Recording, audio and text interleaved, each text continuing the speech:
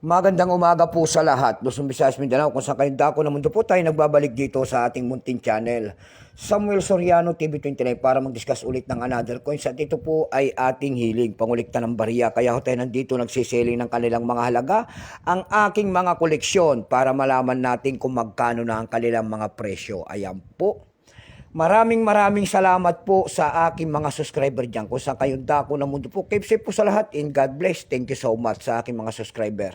Maraming salamat din po sa nanonood doon sa aking FB page. Lahat po ng aking mga nakapalo po doon sa aking FB page. Ayan, baka pwede naman doon sa aking FB page yung mga hindi pa po nakapalo. Ayan, suportahan nyo po ang aking FB page. Follow my page, FB page. Ayan.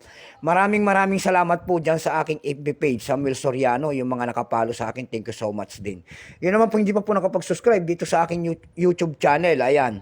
Anyayahan ko lang sana kayo, baka pwede naman makisuyo sa inyo at malaking tulong na po ang inyong gagawin tulad ng pagpindot ng ating subscribe button, like and share para ma-update ko naman kayo sa mga latest ko pang gagawin mga video po. Meron na naman tayong pag-uusapan po ang pera po ng Guatemala. Ayan, world coins. Ayan. 25 centavos po, pera po ng Guatemala. Ayan. Guatemala coins, world coins, foreign coins. Ayan, year 1993 po. Baka meron po kayong mga ganyan. Ayan, mga ganito mga coins po, kahit world coins po, basta sari-sari mga coins na world coins. Ayan. Mag-comment kayo dyan. Above 30 po at hindi pa mong kamahala ng ating mga world coins. Bago tayo magsimula sa ating talakayan, kilalanin muna natin siya bago natin makita ang kanyang presyo.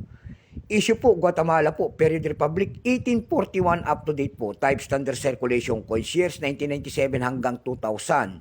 Value nito, 25 centavos po, Guatemala. Ayang currency, Quisal, 1925 up to date po. Composition po ay nito ay nickel brass.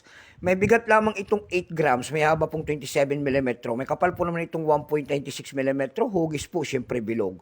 Orientation nito ay coin alignment. Number N-2437. Reference number KM-278. Ayan.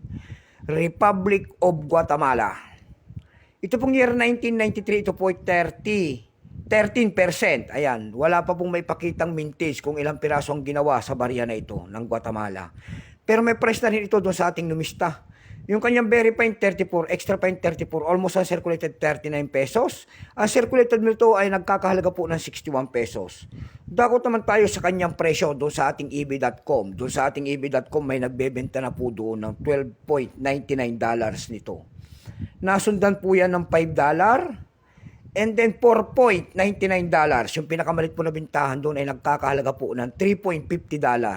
Dako naman tayo sa Carousel PH. Sa Carousel PH po, isang presyo lang po ang ating nakita. Ayan, doon sa ating Carousel PH. May nagbebenta doon ng 180 pesos. Ayan lamang po ang ating may babahaging kanyang presyo. Sagad na. So hanggang dito na lamang po, Luzon, Visayas, Mindanao, kung sa kain dako ng mundo po. Keep safe po sa lahat and God bless.